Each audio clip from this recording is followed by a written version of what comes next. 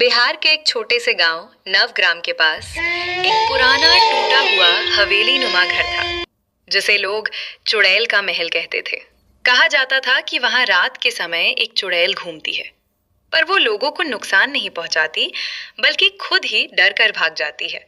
लोग उसे डरपोक चुड़ैल कहते थे, पर असली वजह किसी को नहीं पता थी। गांव के दो साहसी दोस्त आरव और विपुल हमेशा रोमांच ढूंढते रहते थे। वे हर भूतिया जगह पर जा चुके थे, बस ये हवेली बची थी।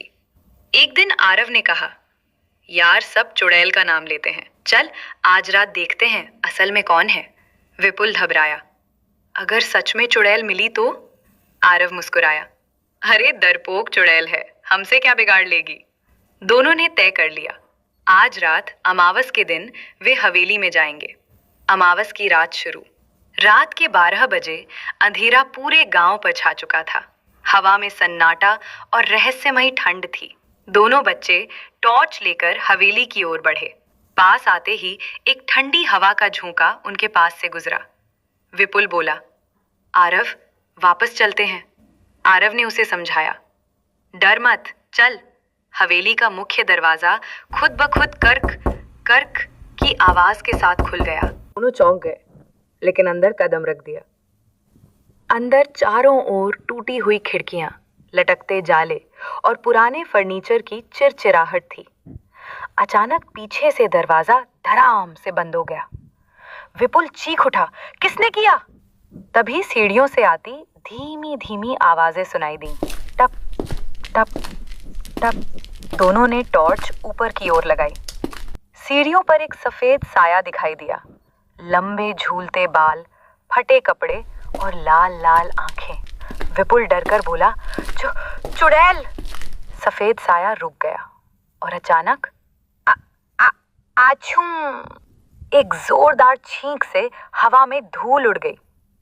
आरव की टॉर्च चुड़ैल के चेहरे पर पड़ी तो वो तुरंत दीवार से चिपक गई और कांपते हुए बोली, रोशनी मत डालो, मुझे डर लगता है। आरव और विपुल दोनों हैरान रह गए। आरव ने पूछा, तुम डरती हो चुड़ैल होकर? चुड़ैल ने सिर हिलाया, हाँ, मैं लोगों से, आवाजों से, रोशनी से, यहाँ तक कि अपने साए से भी डर जाती हूँ। विपुल बोला, तो तुम लोगों को डराती क्यों हो? चुड़ैल रो पड़ी, मैं डराती नहीं, लोग मुझे देखकर चीखते हैं, मैं भी डरकर उल्टी दिशा में भाग जाती हूँ, इसी वजह से सब मुझे डरपोक चुड़ैल कहते हैं। दोनों को चुड़ैल पर दया आ गई, लेकिन तभी हवेली में भारी कदमों की आवाजें गूंजने लगी। धड़ धड़ धड़। चुड़ैल का चेहरा पीला पड़ गया। ये काला पिशाच है, असली खतरा वही है। हवेली की दीवारें कांपने लगी। अचानक खिड़की टूट गई और एक विशाल काली आकृति अंदर झपटी। उसकी लाल आंखें, लंबे पंजे और भयानक गुर्राहट ने हवेली को दहला दिया। काला पिशाच चिल्लाया, इंसान, तुम यहाँ क्यों आए? तुम दोनों मेरी खुराक हो। विपुल रोने लगा, आरव, हम फंस गए। चुड़ैल कांपते हुए बच्चों के सामने खड़ी हो गई।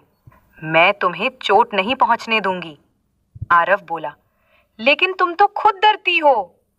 चुड़ैल ने कांपते हुए कहा, डरती हूं पर गलत को नहीं सहूंगी। उसने हाथ आसमान की ओर उठाए। अचानक हवा तेज हो गई। हवेली की खिड़कियां जोर जोर से हिलने लगी। चुड़ैल ने अपनी सारी हिम्मत जुटाई और एक जोरदार चीख लगाई, दूर हो जा यहाँ से। उसकी आवाज इतनी शक्तिशाली थी कि पूरा कमरा रोशनी से भर गया। काला पिशाच पीछे हट गया, चीखता हुआ गायब हो गया। चुड़ैल थककर जमीन पर बैठ गई। मैं सच में डरपोक हूं, पर किसी को डरने नहीं दूंगी। आरव आगे बढ़ा, तुम डरपोक नहीं, बहादुर हो, तुमने हमारी जान बचाई। विपुल बोला, हम गांव वालों को सच बताएंगे, तुम बुरी नहीं हो। चुड़ैल मुस्कुराई, धन्यवाद। अगर कभी जंगल में खो जाओ तो बस मेरा नाम लेना, मैं आ जाऊंगी। दोनों बच्चे सुरक्षित हवेली से बाहर निकल आए। अब वे जानते थे कि हर डरावना चेहरा खतरनाक नहीं होता, आज भी लोग डरपोक चुड़ैल की कहानियां सुनाते हैं, पर असली सच्चाई सिर्फ आरव और विपुल को पता है कि कभी-कभी सबसे डरी हुई आत्मा सबसे बहादुर बन जाती है।